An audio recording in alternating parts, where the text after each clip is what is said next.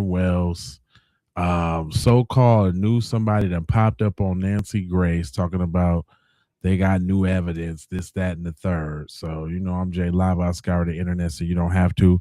So I brought it right to your front door. We just gonna get right on into it. Grace, this is Crime Stories. I want to thank you for being with us.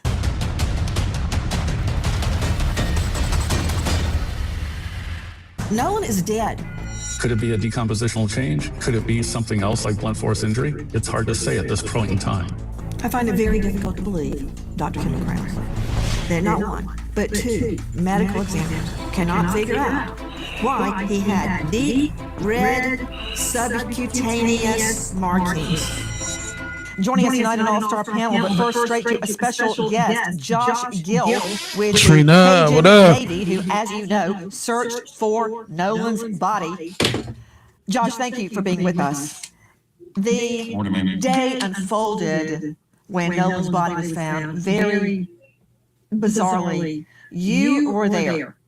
I'm going to get to your trip to the coroner's office along with the family. But I want you to start at the beginning. What happened at the beginning of that day? We believe that Nolan likely died on July 4th. Let's start with the day that Nolan's body was found and that you ended up at the coroner's office. Start at the beginning. So early that morning, Jack, what's up? I deployed an aircraft, fixed-wing aircraft that wheels up at 0635, as you can see right there from the photographs. I was on my way to the Lake Mars boat launch. That's where the Tactical Operations Center was set up. And I received a phone call. Received that phone call from the Sheriff's Department that a body had been found. Didn't say who it was. I was probably 15 minutes out from the location. I then received a phone call within minutes after the conversation from the Sheriff's Office from Nolan's mother, Christine. Let's hope she is serious. Again, that mother's intuition, she knew what was going on. So I'm meeting at the boat launch. I was there about 15 minutes ahead of time. Hold on just one moment. Hold on. For those of you just joining us, Josh Gill is with us. He is the United Cajun Navy Incident Commander in the search for Nolan Wells. You stated that you received a phone call from Nolan's mother, Christine. You said she was frantic. What would she say? So again, I'm going to paraphrase. She said that they had found him, that they had found a body. My biggest concern at that exact moment was to make sure she was safe, and she had, a safe way to get there. Metro area it was the attorney is beginning now of what's part of more than the likely to be the worst day of her life. Again, so continuing on. Hold on. Josh, you got me drinking from the fire hydrant here. Every word you're saying sparks 100 questions. So, Nolan Wells' mother calls you. Okay, where was she when she called? She was in route to the boat launch as well. We were meeting there for the search. Okay. Had she been told that a body had been found? Of Nolan Wells. Yeah, when she called me, so we had earlier communication, but when she, via text, when she called me, she told me that a body had been found. She had been notified by the Sheriff's Department. Oh, gosh. Guess who he was No kin wonder to. she was frantic. So she calls you. She's just been told by the sheriff a body has been found. She calls you. You're going to the boat launch. What boat launch? Where? That's the I Lake want Mars to make boat some launch. comments Why about there? the Nolan and a couple of So things. that's where the operation was set up. That's where the search operations, the Tactical Operations Center was there. They had a mobile command unit, and multiple entities and agencies were basing their operations out of there. So what it is a boat launch again. They can launch rather quickly. It's a protected area to launch and then make that run to Horn Island and the surrounding areas. Okay. Mama getting ready to get some money. So you agreed with her. Did she ask you to meet at the boat launch? Oh, she knew I was going to that boat launch, and she actually asked me that morning, early that morning, where we were going to meet. And I told her, here's the best place. Here's where the operation is beginning. It was a secured location by the Sheriff's Department. So that's where they were running their operation. And that's a common practice. Question. Do you know why Nolan's mother wanted you to go with her to Horn Island? So we had communication. She called me, literally called me. We had a little voice conversation that Sunday morning, about 7 o'clock, 7:30. She called and asked for some assistance. After that phone call, I asked to memorialize all of our conversations so I could go back and look at information. And that's not uncommon. What kind of assistance did she need? Find my son. There it So is. she asked you to help find her son. That assistance. Okay, got it. Okay, go ahead. Yeah, so she asked for that assistance, find my son, find Nolan. Started gathering information on who he was with, where he was. She made it very clear that he was with some friends, that they had been on Horn Island. So then I start launching resources immediately. And then after all those resources, Hold on. Josh, what specifically did you say about him going to Horn Island with friends, if you can recall? So she said that he went to Horn Island with friends. It's July 4th, and Horn Island's a location that's well known and well visited by people partying and getting out to July 4th. It's a huge boating community. And that was a location where boats congregate and enjoy the 4th. Okay, so she says he went to Horn Island on the 4th with friends. Got it, okay. So you meet at the boat ramp, and when you first saw her, what was her demeanor? So she came to me. She gets out of the vehicle, comes to me, gives me a big hug. Again, it's a mother who her intuition is her body was found. So obviously sad. According to what we learned, the moment she gets out of the vehicle, she runs straight to you and is hyperventilating. Absolutely. She came straight to What me. happened? She gives me a big hug and starts crying. And look, I'm a softie. I started crying. We literally sat in the parking lot on the ground with gravel for probably 15 minutes. And we had some pretty deep discussions. She cried. I cried with her. And her husband went as well. I wanted to be that he had a very stoic with me when he stood there with his hand on both of our shoulders and was a part of everything. It was one of those moments you don't forget. What was she saying? What was she saying?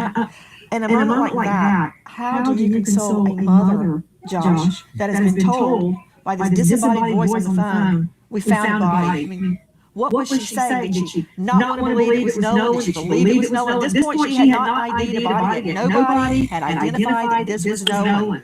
Were you holding out hope? What was going on? She knew. Again, mother's intuition was strong, very strong. In her heart, she knew. As far as what she was saying, why is always the question, you know? She asked God, why? And the rest of the conversation were just, memories real quick. And I'm assuming everything was flashing in front of her eyes. Because again, it's the beginning of the hardest time of her life. Money Mike. I was expecting someone and to help anything possibly could. What was the dad saying, if anything?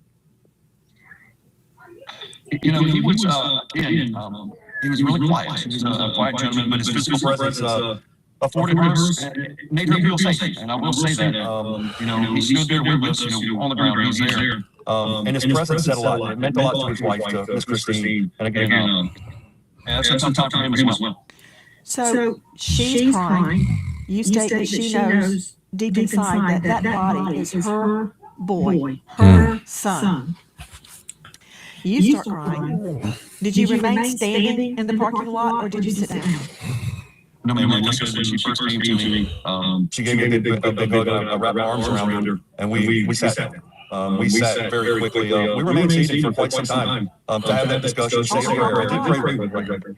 Yes, ma'am. On the ground, in the ground. Y'all were sitting on. And you said she was hyperventilating. You sit on the ground. I believe I heard you say that you started praying. Always. Yes, ma'am. Yes, ma'am. Was she praying that it wasn't Nolan? So, and again, I'm paraphrasing, going with the best of my memory. It was more of a prayer for peace and comfort is what I did. And I always ask for that. And then for answers, and I pray Godspeed if it is Nolan. And, for the Lord to put his protective hands over us and everything that we do. And to be with this family and this mother, especially during these hard times. It's an emotional time. I cannot even imagine. I'm trying to get my head around the picture of you and Miss Christine sitting on the ground in the parking lot with her crying after just been told we found a body, and she knows it's Nolan. I thank God that you were there. I thank God that you and Nolan's dad were there to help her. I don't know how she even stood up. How did you That's a good question. So it was about 15 minutes we were there on the ground, and a couple times the sheriff came up and he saw what was going on, and the sheriff's staff, and they understood that it was one of those moments where we need some space. She finally, and I hate to say she called her composure because it was an emotional time for me as well as the father. And we stood up, and the sheriff came over, and he started discussing what the process would be. Yes, absolutely. I don't know how Naya she even Mac stood up up. in here. Okay, so you help her up off the ground. Yeah. Okay, then what happens? So a family and friends started to arrive, and the security let them in, and the sheriff came up, and the sheriff again, he had to help deliver that news, that a body was found and do his formal, and I hate to say notification because at this point he didn't say if it was Nolan or not, but he explained that a body was found and where they would be bringing that body to. And from there, the family gathered, and it was, I'd say, a matter Straight of up. 15, 20 minutes maybe. We were then escorted. Christine asked me to accompany them to the coroner's office, which I was extremely honored to do so. And then the sheriff's department escorted us to that coroner's office. Can I ask you something, Josh? When the sheriff came over, was it the sheriff or a deputy sheriff? This is the sheriff. The sheriff. He Comes over and formally tells her what she's already told on the phone. A body has been found. Had the body already been taken to the coroner's office? It was en route. So it was en route to the coroner's office, and he told us, he told Christine, here's what's going on. Here's where you need to go for further information. And again, extremely professional, extremely polite. And the biggest word I could use was he was compassionate. His staff was extremely compassionate. I can't take that What was away. she at that moment? Was she just numb? Did she ask questions, or did she just stand there and take it? What was her response to the sheriff coming over face to face telling her we found a body? Because a lot of times, this from all of the bodies that you have helped recover. Guys, joining me is Josh Gill. He's a special guest tonight with the United Cajun Navy. He's the incident commander, and he was in on the search for Nolan from the beginning, and he went to the coroner's office along with the family, along with the mother and the father. So when the sheriff was, I guess, formally delivering this to her, a lot of people when they hear Definitely they don't jealous. believe it. I didn't. When it happened to me, I thought, did I get that wrong? So he comes up and tells her to her face, and there's no way to mistake what he's saying. He's right there in front of her. How did Miss Christine respond? Just as any parent would respond. Tears, shock, disbelief, I think are some good words. But again, I don't want to take away from the compassion and the professionalism of the sheriff's department at that point. And there were more people coming up, right? And at that point, the sheriff had conversation with the mother again, and the family, and just explained the process on what was going to happen next as far as where Nolan was going, and then moving from there. But I do want to add that, during these conversations, I reiterated to the mother and, Mr. Elmore, that Nolan will be treated with the utmost dignity and respect through the process. Damn right they'd be behind bars right away. Always need to hear family members that their loved one will be treated with dignity and respect. So you guys make it to the coroner's office. What happens when you get to the coroner's office and Nolan's body is already there? Correct. So we go to the coroner's office, we sit down. The coroner, he comes in, rather quickly, 10, 15 seconds once the table was filled with all the people, family members, friends, myself. What table? Were you in a conference room? Yes, ma'am. Yes, ma'am. A conference room. Gosh, at the medical examiners or the coroners, everything is so sterile. And everyone I've ever been to. So this was like an office conference room. You walk right in the door and there it was. Didn't really have that feeling of a coroner's office, if that's fair to say. More like a business office conference room. He walks in, very polite gentleman, very professional, well-spoken, soft-spoken as well. And, basically said that, they found a body, and from initial appearance, he identified him as Nolan. He did want to take a DNA swab or get a DNA sample from the family just for, further confirmation and for, I guess, record keeping, whatever it was.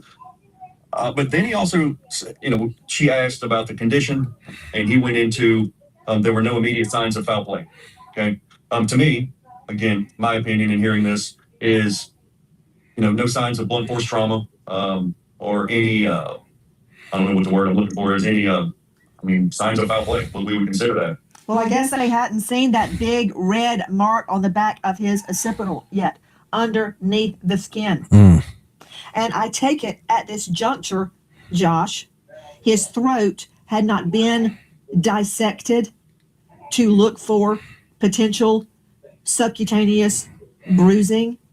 So Sure. You're telling me that from a cursory look at Nolan Wells's body, there was no sign of foul play, such as a stab wound or a bullet wound or bruises, deep gouges on the head. That, in my experience, having tried so many homicide cases, I cannot count them, is what you get from a cursory look at a body. Would you agree? So, correct. I'm not a medical examiner nor a coroner.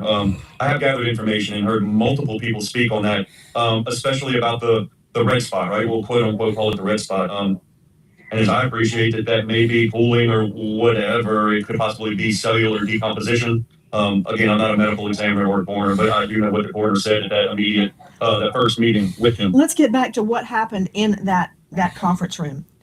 So you're there, the mom's there, the dad's there. The coroner comes in, very calm, very soft-spoken, and tells Miss Christine that he believes it's Nolan based on physical appearance and description. Is that correct? Much love. I feel you. Yes, ma'am. What was her reaction? Because if it were me, Again. I would have been holding out, it's not him, it's not him, it's somebody that looks like him. I don't believe it's him. He's out there. If I can just get out of here, I can go find him. What was her reaction? Again, it was quiet and it was a very emotional time for the family as well. I personally believe at that point she accepted that it was him. Why do you say that? You must have observed something that makes you say that.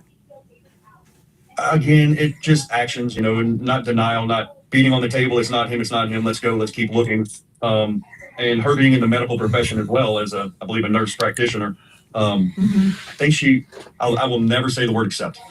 She understood that what was being told to her. Right. Yeah. Again, I'm not a parent. Still crying? I don't have any. Absolutely. She still cries to this day. And look, so I want to make this very clear to everybody that I support Christine and what she's doing. There's not a playbook that's written for a grieving mother who doesn't know what happened to her son. And I truly hope and pray every day, as well as my organization does, that she finds peace and comfort and she's able to accept And you know what else, Josh? whatever the results are. I don't know Yes. how this would have unfolded if it had not been for the United Cajun Navy. I'm just putting that out there. For some reason, y'all have been gotten so much hate. But you guys were out there at the get-go. You're the one that went with Miss Christine to the coroner's office. You were there. You're the one that helped her stand up off the Mike, ground what when she was up? sitting on that pavement crying. That was you, United Cajun Navy. Yes, ma'am. I support her too, and my fondest dream is that we find out that this was an accident. But until we get to that point, this investigation must go on. So he comes in and tells her that. Then what happens? So there were some questions, right? He asked the family if there was anything they needed to know. And I asked a question. And the question I asked was, can you please explain the process on where Nolan's going to go, what's going to happen from there? And he did. He explained that he would be going to the crime lab, I believe it was, on what was going on for further autopsy. Again, and I'm paraphrasing this. And we all understood it. We understood that what was going to happen, where it was going, and what would happen from there. Again, and I have to say this and reiterate this, that the family was in shock. I mean, it's horrible news to receive. I can't imagine it. I'm an empath, and I still can't possibly imagine how it feels to receive that information that your son is no longer, here with that family, no matter what the outcome is. Here's the issue, though, is that we have to be prepared to accept and understand what's told to us as far as results of, the grand jury or whatever it is. I want to make sure that people understand the prayers for peace and comfort are there daily for this family, as well as the nation, because this is a hard time for the nation and Ocean Springs in particular. What happened then? You asked about the procedure. Let me make This is sure I about understand action. this. St. Paul, The Minnesota, coroner identified Minneapolis, Nolan based on Chicago, description. Illinois, Wisconsin. You guys Because are I've all right, seen guys, we a gotta get this photo, man which baby off we the have not street. He's shown, very dangerous, of and Nolan's anybody can body be a where it victim. washed So up. on the Well, night of I February the say 5th washed at up. around 6 p.m. That's really a term of art. I don't know that he washed up. I don't know how his body got right there, because it seems to me it was half in the sand and half in the Now, water. another thing that's Right? interesting. So I don't know how it got there. That said, he made this ID based on the description given to him of Nolan, but wasn't the actual ID made from dental records? So I don't know what the actual ID was made from, if it was some dental records or if it was a DNA swab. He did discuss collecting DNA with the mother before we left. I did not Were you witness there that. I when the did not DNA was see. collected? I was not. I don't know how they caught it, how they got it. But it was a discussion. But again, the coroner was confident. His confidence level was high that was Nolan. And I think that's what Miss Christine wanted to do, or wanted to understand. And the reason being, I think that there's that professional courtesy of, understanding he's the coroner. She is a nurse practitioner, and he wouldn't tell her those things if it was not his heart. 10 miles back home. Attention homeowners. Get in the water. He just Hey, how? real quick though, don't y'all? Hey, sometimes don't y'all while we watching this though, don't y'all just be wanting to ask this question to people? Don't y'all just be wanting to be How like, did Nolan Wells get in the water in the first place? How did Nolan Wells get in the water in the first place? His friend said, now bear with me for a minute. I'm sitting here watching The Lioness, and it just went off, right? And it dawned on me. They said they left Nolan with Katie. Right? Bear with me. Nolan and Katie, Kiki Ken. They hanging out. Katie said she left Nolan. He went back on the boat with his friends. Let's pause that for a minute. They all left. So Katie left Nolan. His friends left Nolan. How did Nolan's body get in the water in the first place? So Nolan left his phone with his friends and went back on land and went and hung out with Katie. Then Katie left him. And then Nolan did what? He jumped in the motherfucking ocean. Tried to swim 10 miles. Right. How did he get in the water in the first place, y'all? How did he get in the water? His friends left him. how he get in the water? He swim 10 miles on the island. That means the sand with Katie. How did Nolan get in the water? What would make Nolan get in the water? He was going to try to swim 10 miles back home? What made Nolan get in the water? He just drowned? How? What? How did he get in the water? That's my question. How did Nolan get They can't explain that. Water. Katie left him, his homeboys left him, and Nolan just jumped in the water and said, let me swim by myself with nobody watching, nobody seeing, nobody around. I'm just going to jump in the water. Let me guess, he tumbled into the water. He walked out to the sea. He tried to risk and swim. How did Nolan get in the water? How did Nolan get in the water in the first place? They left him on the island with Katie. Katie was hanging out with him on the island. How did he get in the water? How did Nolan get in the water? Help me understand it. How did he get in the water? Straight up. That's what I'm trying to figure out. Like, it just, hey, come on with the come-ons. Back to the regular scheduled program. Let me understand, as I move forward in the questioning of Josh Gill, Incident Commander at United Cajun Navy, with Miss Christine Nolan's mother at the time she was taken to the coroner's office. Dave Mack, Crime Stories investigative reporter, very quickly, wasn't Nolan identified through dental records? That's a yes, no, please. Yes, ma'am. It was identified with dental records. To Jeff Gentry joining us. Jeff, thank you for waiting so patiently. Forensic certified bloodstain pattern analyst, crime scene analyst, death investigator, author of forensic science. Jeff, why did they have to use dental records to identify Nolan Wells' body?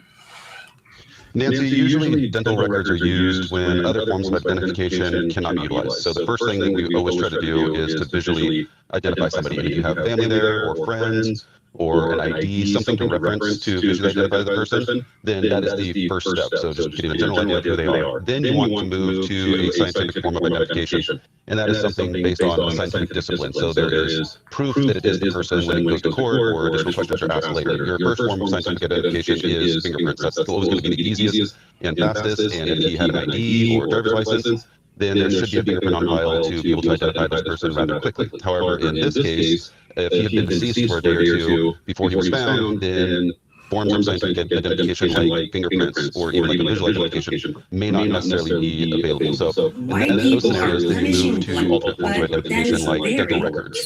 So you have to get the person's dental records from when they were alive to compare them against dental records taken when they're deceased at the autopsy. The last form of identification that's used, which is the most expensive and most time consuming, would be DNA. However, if you're going to take this case to court and it's going to be tried like a homicide, then you would probably want to use a form of identification like DNA, because it's much more solid. You can verify with percentages how likely it is that the person is who you believe they are. So that's why dental records were most likely used in this case versus something simple and fast like fingerprints or visual identification. Judge entry can be found at evidenceoverassumption.com. Jeff, my takeaway from what you just said is they could not make a visual identification and they could not use fingerprints. You said those were the first two choices, then dental, then DNA. Why would they not be able to make a visual ID? I'm assuming because he was outside and in the elements for a day or so. It's hot, it's July, it's very warm weather. However, in most I cases agree, where powerful I've seen black. drownings where the person is underwater for a period of time, their body is pretty well preserved, unless we're talking about like multiple days, weeks that this person is underwater. Usually the water is cooler temperature, and if that person is face down in the water or completely submerged, their body is pretty well preserved until they surface. Usually a body after a couple of days surfaces. So I'm really surprised that he was on the shore. I've never personally investigated a drowning case where a person just ends up on the shore, especially if there's not a strong current or waves. Usually in bodies of water, the person will stay in pretty much the location where they go underwater. Have submerged or gone underwater. So to me, it's very concerning that he was on the shore or that his body surfaced that quickly. All good looking now, Godzilla. Godzilla. Why they couldn't do an immediate visual identification with the family or even fingerprints. So I would really like to know more about the condition of the body. That's what I am assessing as a death investigator when I respond to a scene. So there should be a death investigation report from a death investigator who has experience looking at bodies and has experience examining these type of things to show exactly what his condition was when he was found. And if the body is decomposed more than what you would normally expect in a drowning case, that should be a big red flag. That's something we definitely need to look into further. So you're saying, let me follow up on what you just said. You find it odd that he was quasi on the shore. You also stated the location where the body is found is typically where they went under. You also said that the body must have been too decomposed to make a facial ID. I did not hear an explanation as to why fingerprint ID was impossible. Fingerprint identification would be impossible if the hands were dried out to an extent where they can't be fingerprinted. Sometimes people that are underwater or if the hands are underwater, the skin, just like if you're in the bathtub for a prolonged period of time, the skin ends up looking the same way. It just kind of wrinkled. It's very hard to get a usable or workable fingerprint in those scenarios. So one scenario would be the body is too decomposed to get a fingerprint or visual identification. And then the alternate scenario is the body's hands were exposed to the water too long to where they just are not able to get a good workable print. So those are the different possibilities. But again, his position at the edge of the bank or partially in the water, that's really concerning because there's tons of people around the area. If he was in that position or on the shore decomposing for a day or so, why did nobody see him? Those would be my type of questions that I would ask if I were a death investigator responding to this scene. Jeff, I'm looking right now at the photo of his body. And it's about, the beach is flat, and I would say it's about 3 to 4 feet from where there's nothing but sand, no water. It looks like it's just as the water is starting. Like you could walk in it very easily, and your ankles may not even get wet. He's not out in the water at all. He's on the beach and on wet sand. That's the way to put it. It's wet sand. He's not out in the water, Jeff Gentry. What does that mean, if anything? That's really abnormal. I would have a ton of questions in that case. I would wonder if there's no waves, no strong current, why is that body up on a shore? How did it get there? And just like when we're looking at blood evidence or other forms of evidence, if something is in a super quiet, scene, you have to question how it got there. I've investigated a lot of deaths, bodies in canals, rivers, lakes, large bodies of water, never really near the ocean to where you would expect somebody to wash up to shore. But in these cases, even though there's strong current, waves, large bodies of water, I've never really seen bodies up on a shore, especially up out of the water enough to where they can decompose significantly to where they can't be identified or can't be fingerprinted. So that would be a very big question that I would have in this case is with the absence of waves, with the absence of a strong current, how in the world did this 19-year-old man end up on shore out of the water? Josh, I'm going to pick back up with you and Nolan's family at the coroner's office, but you disagree with Jeff's characteristic. Explain. They definitely did it. If you look, there's also there's some pictures, some aerial pictures that show driftwood way on the beach. Those 4 things are what impacted, as I appreciate, where Nolan ultimately ended up. If you look at one of those pictures, man, a wave is about to come right over and crest right near where the body's at. So that shows that there is some wave actions and some currents. The winds, the waves, the tides, the currents have a huge impact on, anything that's Yeah, put but into that not to water. push It's noted in the push washing no machine. body up It's that a way. high tide, high current area. So that's that was the first things that I looked at whenever I saw that picture, and that is one of those pictures that I showed to the sheriff immediately as I received it. The stuff that's dark in that picture right there, I believe that that's debris, and that debris could have easily or was washed up on that island. And if you look at the picture as well into the water, the white is that's wave action, either from wind, tides, or currents. So, and it's going towards the beach. When you walk down the beach and you find shells and you find, the bottle with the message in it, it gets washed up on the beach.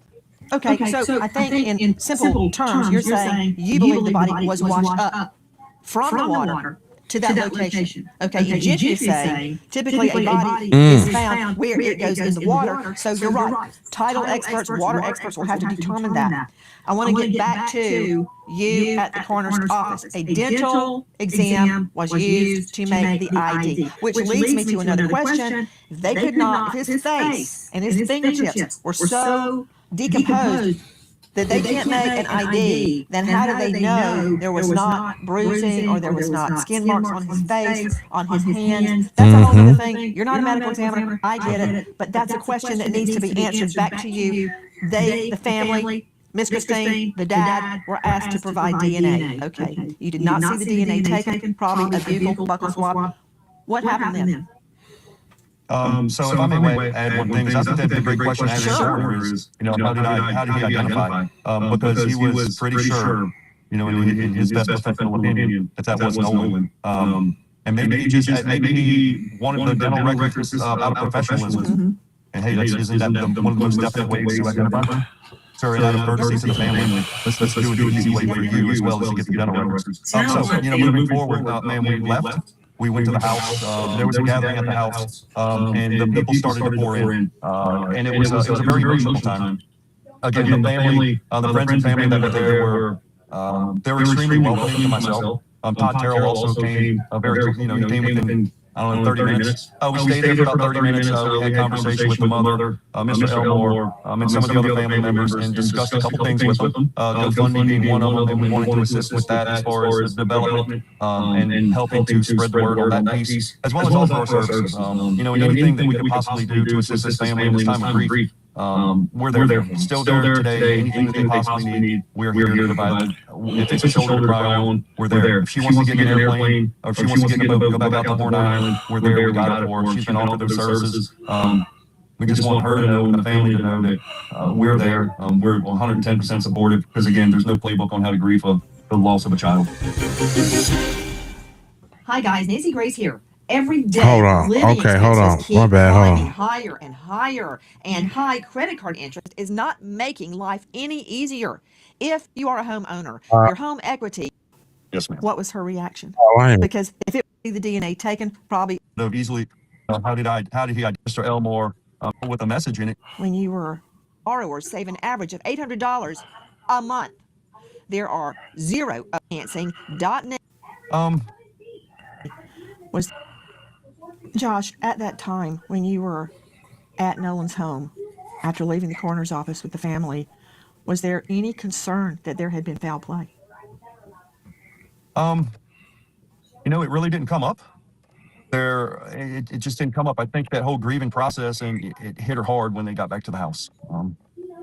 At what point did potential foul play or the thoughts of foul play or the accusations come into mind? I don't know.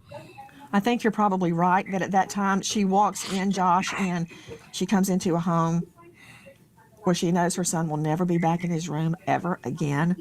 And when you see all the relatives and neighbors come in, it gets real. It's Foxy in the house. and the pictures of Nolan are still out. I mean, all the family photos are there, and I don't know when it hits you that that's all you have going forward. That's it. Photos and memories. Thanks, Miss Diva. I fixed it. So, ma'am, if I Question. can say one thing. Please do. I hear the emotion in your voice, right? I can hear it in your voice, and that's a sympathetic emotion for that mother, knowing that she has, at that point when she walked through that door, it became real, and it became the hardest day, the beginning of the hardest time of her life. Again, I pray every day for the peace and comfort But ma'am, seeing that coming from you, and understanding the emotion behind it and what this lady's going through and what this family's going through and what the community's going through, it's very important. It's important to know that there's a lot of people that are extremely upset, and they lost a community member who was loved and cherished. So, it's a tough time for everybody. Josh, did you speak with Nolan's mother again after that day? Yes, ma'am. Yes, ma'am. We've had numerous conversations. And so we had conversation about a forensic pathologist, a secondary forensic pathologist. She wanted one. I gave her a recommendation that I got from somebody. She also discussed an attorney. She sent those messages as well. But the majority of our conversations, man, to be honest with you, were I'd send something to her, keep your chin up and your chest out and just know that you've got a lot of people that love and support you. I wanted to give her words of encouragement because I know how important that is to a family, but also let her know that if there's any questions that she has that I could possibly take some of that weight off of her shoulders or off of her family's shoulders to help assist, that I'll do it for her. And we're here for her. Did she have questions? It's not really, because she got an attorney rather quickly, which is fine, whatever, that's on them. Yeah, because he definitely the looking at the conversation camera. turned into, very cordial. Thank you. Thanks for the prayers. Now, we did have a conversation at one point, ma'am, about another young man that I was looking for, Jadarius Manyweather, and I brought her up to speed on that case. And she said, and she told me explicitly, please give the prayers, our prayers to the family of Jadarius, which that was very important as well, because as a grieving mother, she wanted to express her concern and her prayers to another family who lost a young. And that's young real. child. Joining us tonight, special guest, Cajun Navy Incident Commander Josh Gill. If you know or think you know anything about the death of this young man, Nolan Wells, dial 228-769-3063. There's a $125,000 reward for information regarding what happened on Horn Island. We remember American hero. Okay, there we go. I know she was going to go into that. But you know what, man? This is a culmination of things. And I think sis just hit it on the head, you know what I'm saying, with the way we feeling right now. If it's not one thing, it's another. White people are punishing black people by way of spitting in their food at Texas Roadhouse and Logan's, and I'm sure there are other restaurants, because of Nolan Wells.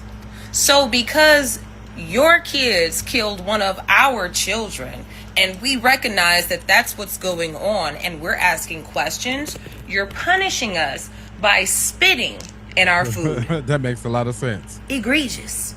But that is very white behavior. Like these niggas is nasty.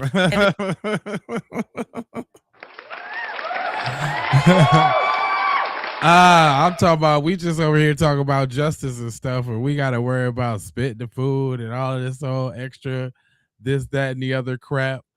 Hey, one thing I did see, though, I don't know if y'all seen it, but the Brews showed up.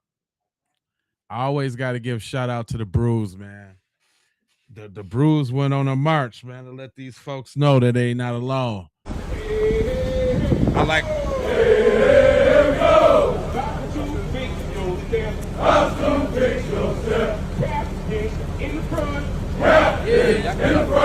About to leave this world. About to leave this world. I left this world. I left this world. Look at I left those streets. I left those streets. My father, there when I left. You're right. Mother was there when I left. You're right. Uncle, there when I left. You're right. My cousin was there when I left. You're right. Brother, there when I left. You're right. Sister was there when I left. You're right. Now keep your step. Now keep your step. Ain't lying to the right. Ain't lying to the right. Cover down two. Cover down two. To the man in the front. To the man in the front. Son of God. Son of God. Yeah. I just like to see the Brews ride. I like to root for the underdogs. Everybody always. Now, there's things that I don't agree with the Brews, and I'll just keep that to myself. But I like to see them ride. That's just what it is.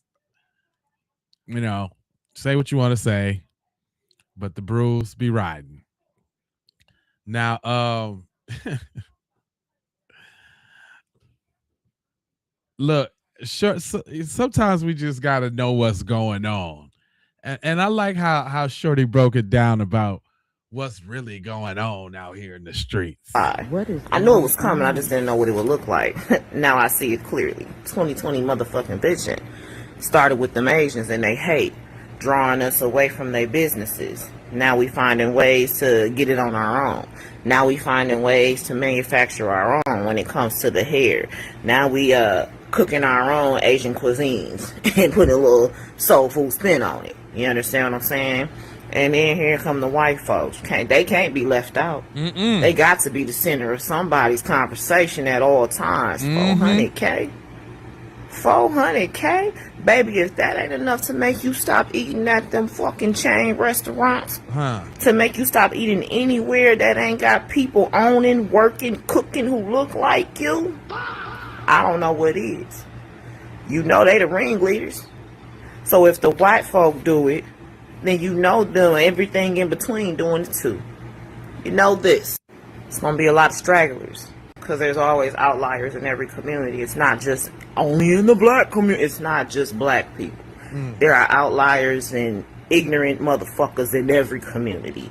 It's going to be some outliers, but I guarantee fucking dog to you all it's going to take is a couple hundred of them to get sick from these white dogs spitting in their food.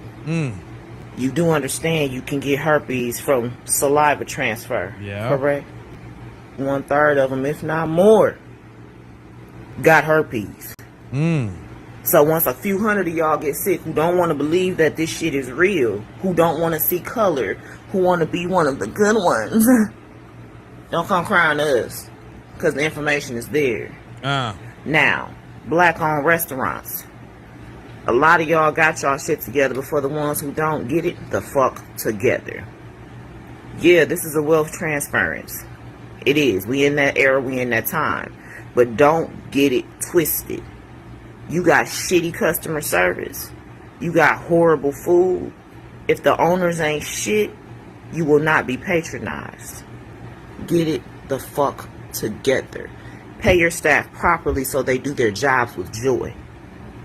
Give them courses in customer service so you're not running off patrons. Get your service times together. Stay in stock. Get you some proper management. That's all I got to say about that. Live. Okay, a little harsh with the messaging, but hey, you know what I'm saying? Nobody said we can't chastise and check her own. She wasn't, you know what I'm saying, too outlandish with it. She said what she had to say, and she scooted to do on. That was it. But OG say y'all need to stop. I see you over there, Naya Mac. By the way, that's my shorty, y'all, in the comments. Naya Mac, what's up, babe? I see you tapping into dad tonight. I feel it.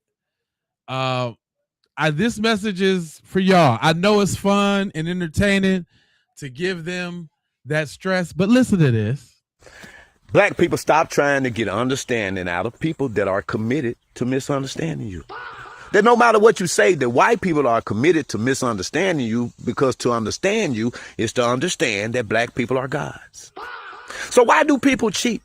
People cheat because they're afraid that they're going to lose. So this is why white people cheat black America. Pay you less, cheat on loans, because they're afraid that they're going to lose. And actually, white people are losing. If you look at all that they've stolen, all that they've taken, and all of the undermining, and you look at how far black people have come, white people are losing because they have not been able to stop us. Black people are nowhere near being conquered by white people because we overcome them every day, several times a day. Yes, my people, these people are afraid that they're going to lose. And if you really look at it and stop listening to their history, this is why they want you to keep on listening to their illusion. They're losing already, because they cannot stop you. This is why they are on the move. They have to move from place to place to place to place, because you are moving them, because you are on the move. You're winning, black people. Yes, stop trying to get understanding out of people that are committed to misunderstanding you. Because for them to understand you, they have to understand that you are God's. Black people stop. Yes.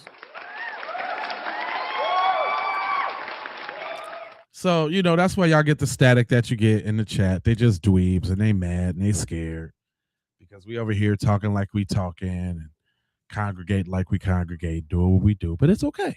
It's okay. You know what I'm saying? As long as they ain't super spamming the chat, I'll let them say their little goofy stuff because we got some very intelligent people that watch the broadcast, and none of the slick stuff that they get that they say is sliding. I see y'all over there giving them the work. But Shorty say she didn't crack the case. The case is solved. I was curious about this one, so let's check it out. Okay, there is a video that may very well have cracked the Nolan Wells case.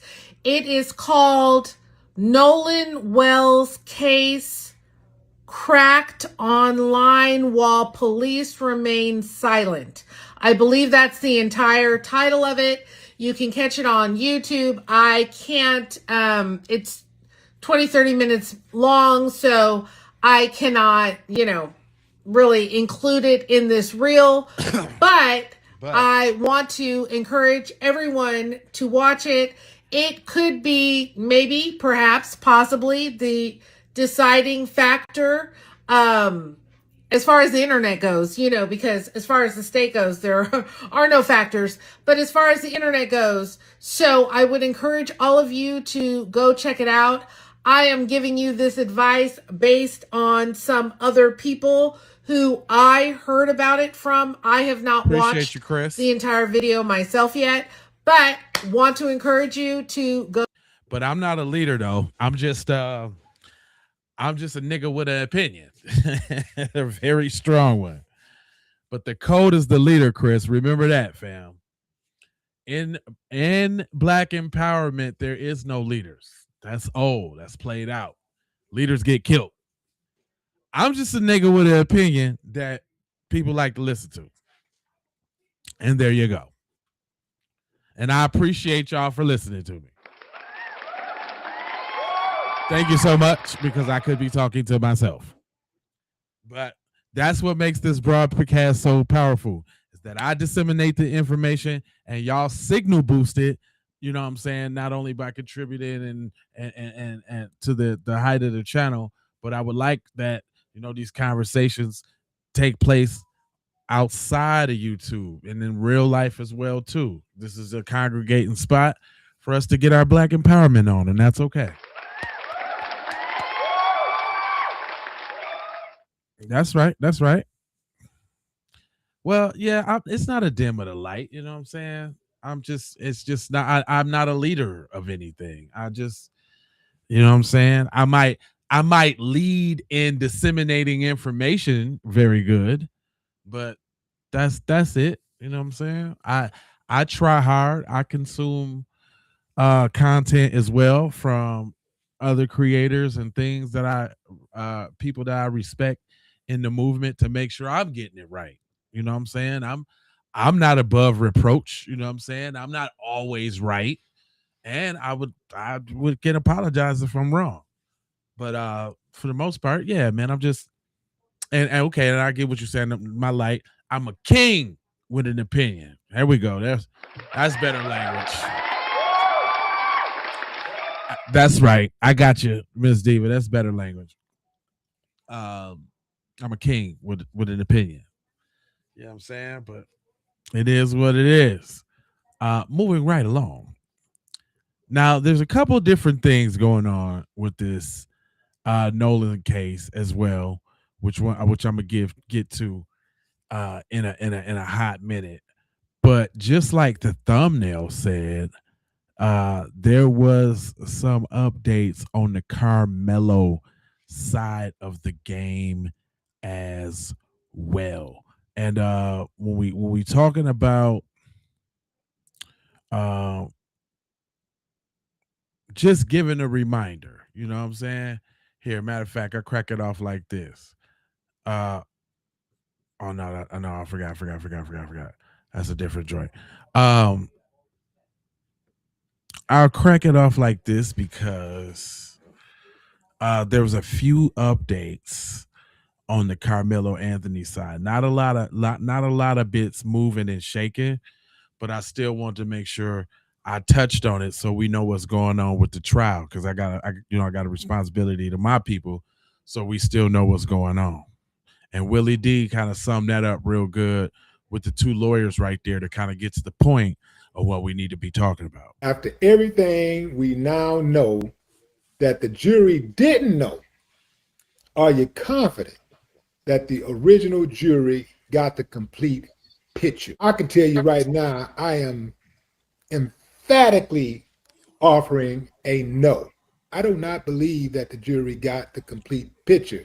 And I'll tell you this also. I'm not sure, even if they got the complete picture, that they real quick. White empowerment is cool.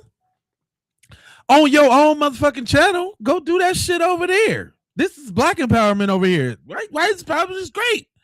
Just go white empowerment your ass over there because this is black empowerment. Now, if you want to participate in the black empowerment, fine. But this ain't that space. This is a B1 black empowerment space. I think sometimes some people forget what the mission is. Let me show you. And I personally hope that my people get this message as fast as they can so that we can move toward freedom and independence and be extricated and removed from white rule and domination. You see that? You see the P is for the people? You see that? You see B1 in the circle around the P, the people? Yes, that's fine. But that's what we do over here. Okay. All right. Would have found Karmelo Anthony not guilty because, as I said before, they're not concerned. These people are not concerned about the truth. They're not concerned about justice. They're not. When it's black and white, especially, man, these people are concerned about getting what they want. That's it. They don't care nothing about no right and wrong.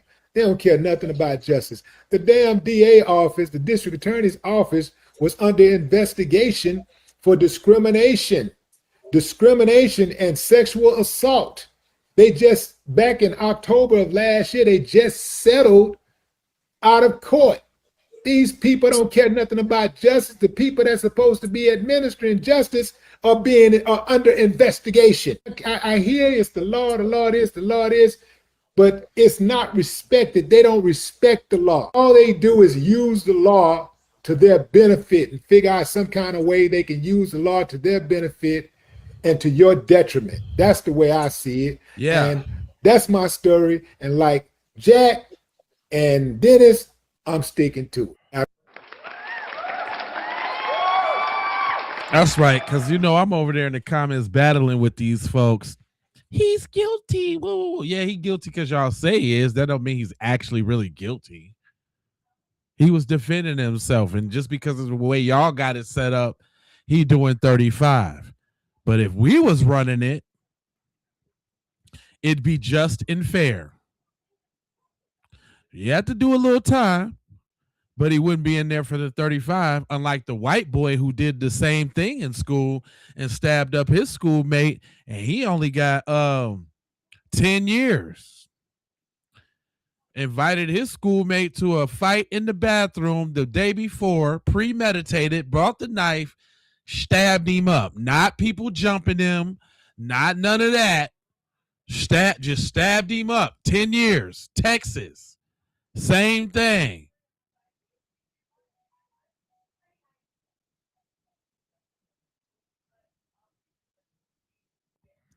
The same exact thing.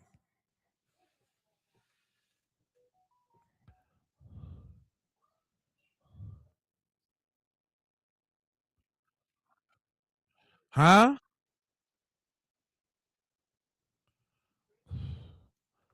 I'm just waiting.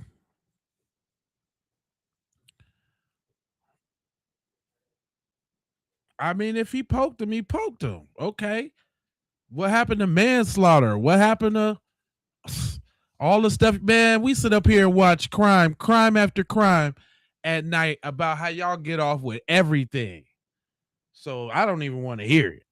The boy, he should have got off just like that white girl that just killed her black boyfriend, the social media star lady that killed her black boyfriend. He was a tether, by the way, who was talking real greasy about black women, but she only did 6 years.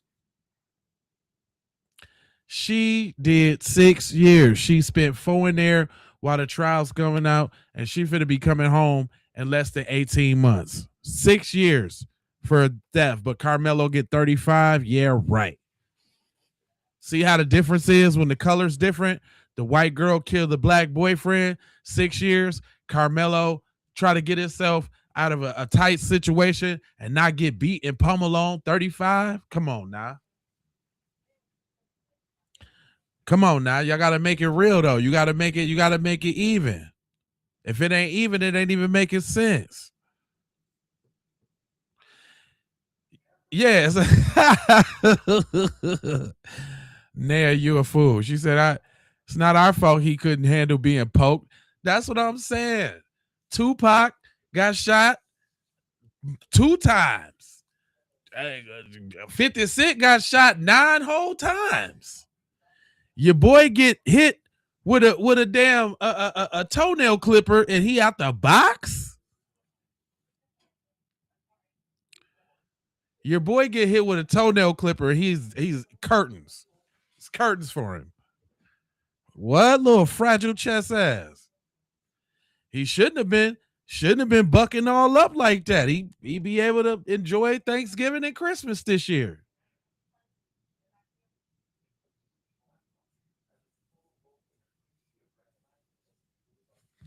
Straight up, he would have been all right. He the one that chose to go the wrong path. Thought he was finna bully on old Mello. Old Mello, and you know what their biggest thing is in the chat? Let me see if I can show y'all this, man. This is crazy. The biggest thing And in the imagine chat that. for these people, right? The biggest thing in the chat for these people is they keep wanting to show y'all some damn devils. They is some devils for real. But hold on, let me see if I can show y'all some damn. I need to FBA on. I need to show you this chat, man. This chat is crazy. Let me see. Guilty as charged. Like, cause I'm over here battling with these folks. I'm like, I'm if you notice, it ain't a comment. Like, this is what they like to do. They be like, don't worry, Karmelo is gonna be coming out named Kimmello, I guess, after Buddha puts in his work. And you know what I put? That right here is what a gay person would say. Like, they got this weird homoerotic thing going on with Cuz, and I'm getting them every time. Look, this dude say, our Karmelo is squealing like Ned Beatty right now. I'm like, that's incredibly gay. I'm getting them every time.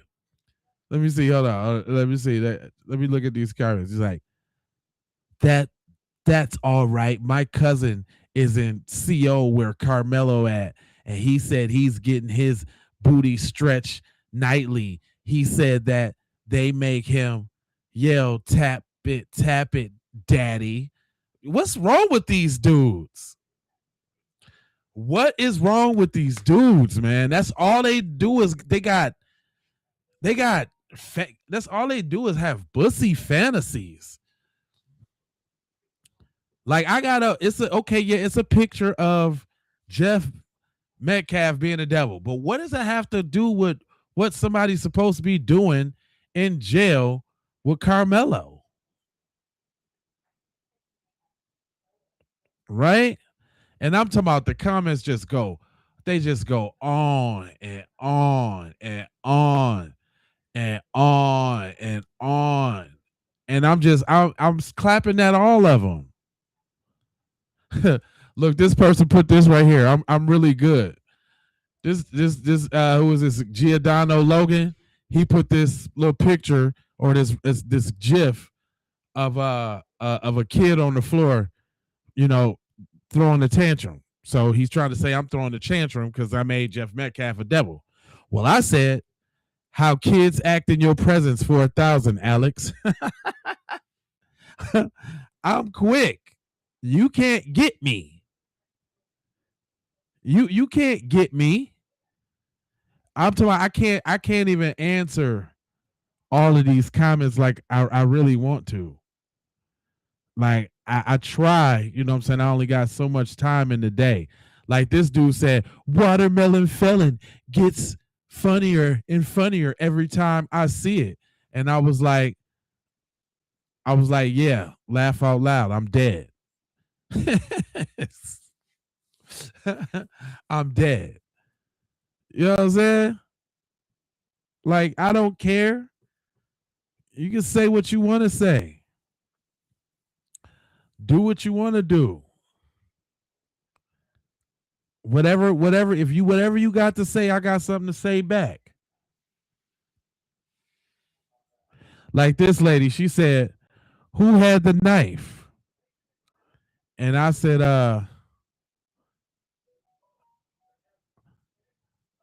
oh, this one's funny, y'all. Oh, this one is really funny.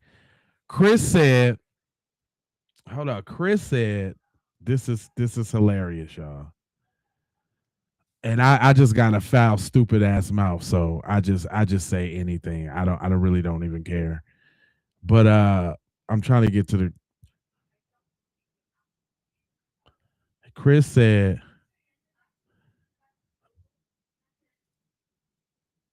he said he said, Chris, you sound. No. What did he say? It say to me. Hold on.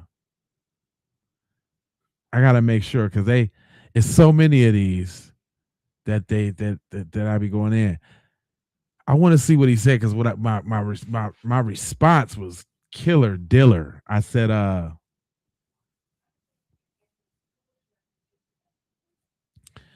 because he gonna call himself trying to snap on me.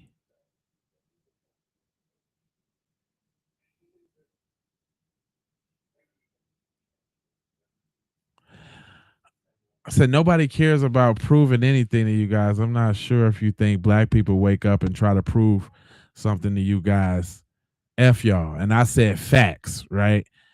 And so Chris goes and says, you sound uneducated or on Snap. And I said, nah, I'm fresh off a throat marathon with your mom. I'm kind of delirious from that hurricane tongue of hers. She's good. I'm talking to him like that. I'm talking about your mama. I don't care. Somebody says something, and I was like, nah. I was like, nah, but I am teabagging. I said, I am teabagging my balls and their jaws like Dippin' Dots at an amusement park. I don't give a damn. I'm talking real spicy and real crazy, these people. That's my thing. Another triggered devil. But anyway, I got another video to come back with, man. I'm just showing y'all a little excerpt of the kind of things that I deal with. Look at this post. It got 3,000 comments and climbing. They really own that. And I don't give a damn. Look, I whatever post I'm on right now, they over here just mad as hell.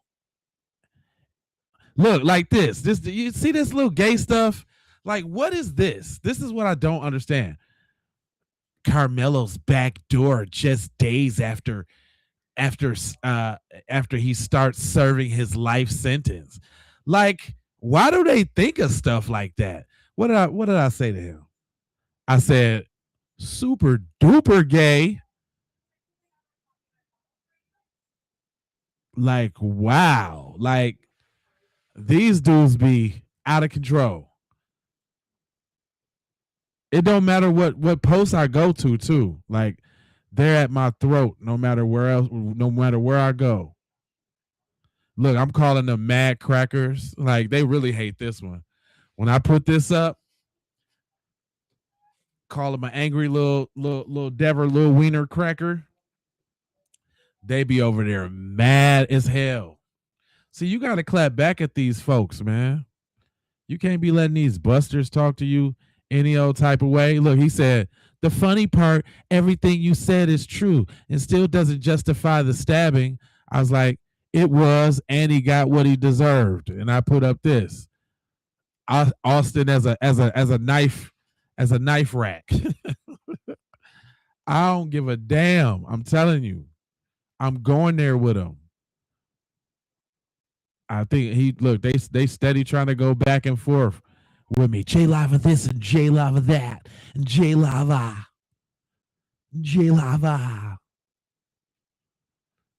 I don't care.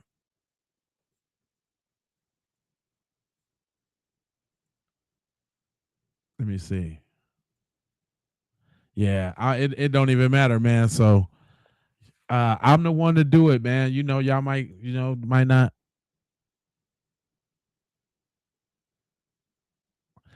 I don't care. I'm going there with them. I don't care about these folks. They on every post too. It don't matter. Like this John. Oh, this one. Awesome. Oh man, this one about the roach dude. It is 40 million trillion quadrillion comments over here. I'm talking about meme wars all over. They is not trying to let they folks be seen in a certain light. It's just not happening. That one right there, that one really got them tight. But it's all good though. Look, I got another video to come back with, so I ain't gonna hold you, but I'm emoji fold you, scold you about being on code. And I got 4 words for you. I need you to go ahead and subscribe for the vibes, like for the spike in the algorithm, comment your vomit, share if you care about getting Black empowerment everywhere. Please do that on the platforms that we are on, Jones. And just to bring it all the way home, I got love, peace, blessings, and aloha. I'm out the Doha for Shoha. I'll be right back. You already know.